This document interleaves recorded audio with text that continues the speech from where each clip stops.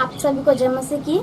आज मैं बताने जा रही हूँ विश्वास क्या है, उसकी परीक्षा कैसी करनी। आज इस संसार में लगभग 800 करोड़ मनुष्यों की संख्या है और सारे मनुष्य अलग अलग प्रकार के विश्वास करते हैं। उनमें से 350 करोड़ मसीही लोग रहते हैं। अगर हम मसीहियों से पूछें कि विश्वास क्या है तो वे कहते हैं कि मानना या भरोसा करना ही विश्वास है। किस प्रकार का भरोसा? जैसे मसीह पर भरोसा रखने से बीमारियां दूर हो जाएंगे, नौकरी आ जाएगी, बच्चे पैदा होंगे। वैसे विश्वास में आज सारे मनुष्य जुड़ रहे हैं। इसलिए मसीहत आज इतने भागों में भी बाजित होगा। जैसे कोई बाप्टिस्ट, कोई लुथरन, कोई रोमन कैथलिक, इस तरह अलग अलग डिनोमिनेशन ग्रुपों में भी बांट गए हैं। विश्वास का मतलब ना जानकर विश्वास को भी अलग अलग प्रकार के रूप में बांट रहे हैं। कैसे विश्वास में जीना चाहिए ये मसीहियों को नहीं पता। विश्वास क्या है, इसके विषय में बाइबल ने क्या कहा, असल में विश्वास कितने प्रकार के होते हैं, हम देखेंगे। इफिसियों 4:5। एक ही प्रभु है, एक ही प्रभु है, एक ही विश्वास, एक ही विश्वास, एक ही बपतिस्मा, एक ही बपतिस्मा, और सबका एक ही परमेश्वर और सबका एक ही परमेश्वर और पिता है, जो सबके ऊपर और सबके मध्य में और सबके मध्य में और सब में है। और सब में है। विश्वास सिर्फ एक ही प्रकार का है, तो मसीहियों ने क्यों इतने भागों में बांट दिया? कुछ लोग यीशु की माता मरियम पर विश्वास करते हैं और कुछ लोग पिता, पुत्र, पवित्र आत्मा तीनों एक मानकर विश्वास करते हैं। विश्वास क्या है आज हम परिशीलन करेंगे। हम बाइबल में से एक और बात को देखेंगे। इब्रानी की पत्री 11:1। अविश्वास आशा की वस्तुओं का निश्चय आशा की हुई वस्तुओं का निश्चय और अनदेखी वस्तुओं का प्रमाण है। और अनदेखी वस्तुओं का प्रमाण है। अनदेखी वस्तु जैसे स्वर्ग, नर्क, परमेश्वर, शैतान, ये सब हमारी आंखों को नहीं दिखती, फिर भी उन पर विश्वास करते हैं। मरने के बाद हम दूसरे लोक में जाएंगे, इस पर विश्वास करना चाहिए। आज के उपदेशक विश्वास के बारे में सही से नहीं बताते, इसलिए सुनने वाले मसीह को विश्वास के बारे में सही से नहीं पता। हम बाइबल में से एक और बात को देखेंगे। पहला पतरस की पत्री 1:8। उससे तुम बिन देखे प्रेम रखते हो और अब तो उस पर बिन देखे भी विश्वास करके ऐसे आनंदित और मगन होते हो जो वर्णन से बाहर और महिमा से भरा हुआ है और अपने विश्वास का प्रतिफल अर्थात आत्माओं का उद्धार प्राप्त करते हो। हमने यीशु मसीह को नहीं देखा, फिर भी उनसे प्रेम करते हैं। उनकी बातों को मानकर उस प्रकार अगर हम जिएंगे तो हम हमारे विश्वास की रखवाली कर पाएंगे और उसका फल अवश्य ही पाएंगे। विश्वास आशा की हुई वस्तुओं का निश्चय है। आज के मसीह लोग धन संपत्ति के लिए, नौकरी के लिए, उनकी शरीर की इच्छा के लिए आशा करते हैं। हम बाइबल में से एक और बात को देखें। रोमियो 10:8। परंतु वह क्या कहती है यह कि वचन तेरे निकट है, तेरे मुंह में और तेरे मन में है। ये वही विश्वास का वचन है जो हम प्रचार करते हैं। हमें मसीह पर विश्वास करना चाहिए। यीशु मसीह वचन है और इस वचन को विश्वास का वचन कहा गया है। मतलब अब हमें किस पर विश्वास करना चाहिए? वचन पर विश्वास करना चाहिए। वचन पर विश्वास हमें कैसे होगा, हम देखेंगे। पहला रोमियो 10:17। अतः विश्वास सुनने से और सुनना मसीह के वचन से होता है। मसीह के वचन से होता है। अतः विश्वास सुनने से होता है। क्या वचन सुनने से विश्वास होता है? वचन के अलावा हम हर बात पर विश्वास करते हैं, परंतु हमें वचन पर ही विश्वास करना चाहिए। एक संदर्भ में शिशु यीशु से विश्वास को बढ़ाने के लिए कहते हैं, परंतु आज के मसीह लोग बीमारी को दूर करने के लिए, नौकरी के लिए, उनकी इच्छाओं को पूरा करने के लिए कह रहे हैं। इसलिए हम कैसे और किस प्रकार के विश्वास में हैं, ये हमें खुद परखना चाहिए, क्योंकि एक मनुष्य की भीतर की बातें उस मनुष्य के अलावा कोई नहीं जानता। हम देखेंगे पहला कुरिन्थियों 11:28।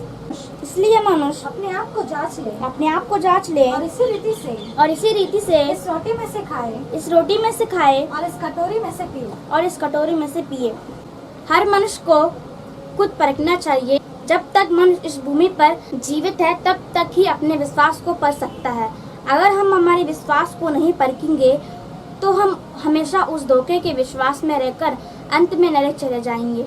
बहुत से लोग उनके विश्वास को परखे बिना दूसरे के विश्वास पर उंगलियां उठाते हैं। वैसे एक संदर्भ को हम देखेंगे। लूका रचित सुसमाचार 18:9। उसने उनसे जो अपने ऊपर भरोसा रखते थे कि हम धर्मी हैं और दूसरों को तुच्छ जानते थे। ये दृष्टांत कहा। दो मनुष्य मंदिर में प्रार्थना करने के लिए गए। एक फरीसी था और दूसरा चुंगी लेने वाला। फरीसी खड़ा होकर अपने मन में यूं प्रार्थना करने लगा, हे परमेश्वर, मैं तेरा धन्यवाद करता हूँ कि मैं दूसरे मनुष्यों के समान अंधेर करने वाला अन्यायी या व्यभिचारी नहीं और ना इस चुंगी लेने वाले के समान हूँ। मैं सप्ताह में 2 बार उपवास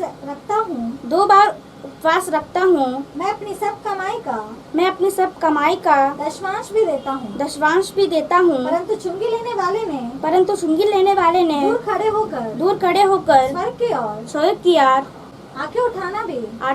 आंखें उठाना भी ना चाहा, वरन अपनी छाती पीट कर कहा, हे परमेश्वर, मुझ पापी पर दया कर। यहाँ फरीसी व्यक्ति दूसरे व्यक्ति को दोष देते हैं। फरीसी व्यक्ति खड़ा होकर क्या अपने मन में प्रार्थना करने लगा कि मैं चुंगी लेने वाले के समान नहीं हूँ। वह परमेश्वर के सामने बड़ा किया जा रहा है। परंतु यहाँ चुंगी लेने वाला क्या कर रहा है? दूर खड़ा होकर, है पिता, मुझ पापी पर दया कर कह रहे हैं। फरीसी व्यक्ति दूसरे व्यक्ति को दोष देते हैं, मगर ये गलत है। हर चीज का टेस्ट होता है। ब्लड टेस्ट, शुगर टेस्ट, हर प्रकार के टेस्ट होते हैं। तो क्या विश्वास का कोई टेस्ट नहीं है? विश्वास को टेस्ट करने वाली मशीन बाइबिल ही है। हम बाइबिल में से एक और बात को देखेंगे। याकूब की पत्री 2 अध्याय 17-18। वैसे ही विश्वास भी यदि कर्म सहित ना हो तो अपने स्वभाव में मरा हुआ है। वरन कोई कह सकता है मुझे विश्वास है और मैं कर्म करता हूँ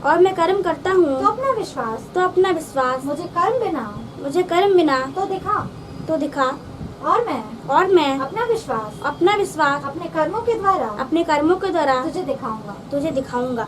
सिर्फ विश्वास होने से कोई लाभ नहीं, विश्वास के साथ कार्य भी होना चाहिए। बिना कार्य के विश्वास व्यर्थ है। हम अब्राहम को जानते हैं जो विश्वासियों के पिता कहलाए हैं।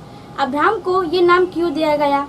क्योंकि उन्होंने विश्वास के साथ कार्य भी किया और इस संसार के सुख दुखों को छोड़कर स्वर्ग की आशा। सिर्फ हमारे विश्वास को ही नहीं, विश्वास के साथ हम क्या काम कर रहे हैं ये भी हमें जांचना चाहिए।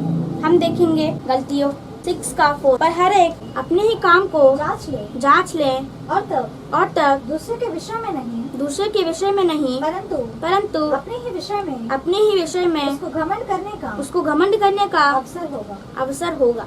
हर मनुष्य को अपने ही कामों को जांचना चाहिए कि वह परमेश्वर कामों में है या नहीं, उनके काम वचन के अनुसार है या नहीं, ये हमें खुद परखना चाहिए। बाइबल में जो भक्त हैं उन्होंने कैसे विश्वास किया, उन्होंने क्या काम किया, उन्हें देखकर हमें सीखना चाहिए और खुद को सुधारना चाहिए। हम देखेंगे 2 तीमुथियुस 4:7। मैं अच्छी कुश्ती लड़ चुका हूँ। मैंने अपनी दौड़ पूरी कर ली है। मैंने विश्वास की रखवाली की है। भविष्य में मेरे लिए धर्म का वह मुकुट रखा हुआ है जिसे प्रभु जो धर्मी और न्यायी है मुझे उस दिन देगा और मुझे ही नहीं वरन उन सबको भी जो उसके प्रकट होने को प्रिय जानते हैं। पौलुस अगर ये बात कह रहे हैं तो उनका मतलब पौलुस विश्वास में और विश्वासी के रूप में थे।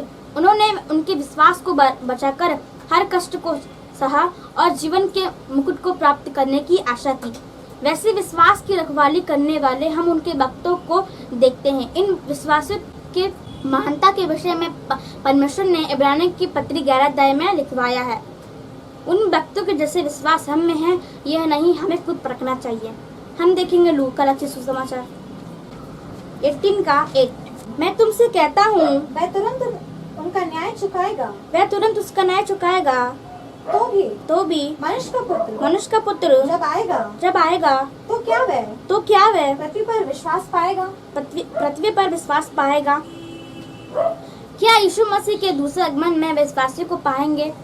आज मसीह के नाम से बपतिस्मा लेते हैं और हम विश्वासी कहते हैं। क्या उन सभी लोगों का विश्वास सही है? जितने भी कष्ट और दुख क्यों ना है उन सब को हमें अंत तक सहना है। यह नहीं कि कष्ट आने पर छोड़ दें। मसीह को विश्वास का मतलब अनदेखी वस्तुओं को मानना, वो भी आत्मा से संबंधित बातें जैसे स्वर्ग, नर्क, यीशु मसीह, स्वर्गदूत, इन सब को बिना देखे विश्वास करना चाहिए और विश्वास को वचन से परखना चाहिए। अंत तक विश्वास की रखवाली करनी चाहिए और हमारा विश्वास क्रियों के साथ होना चाहिए।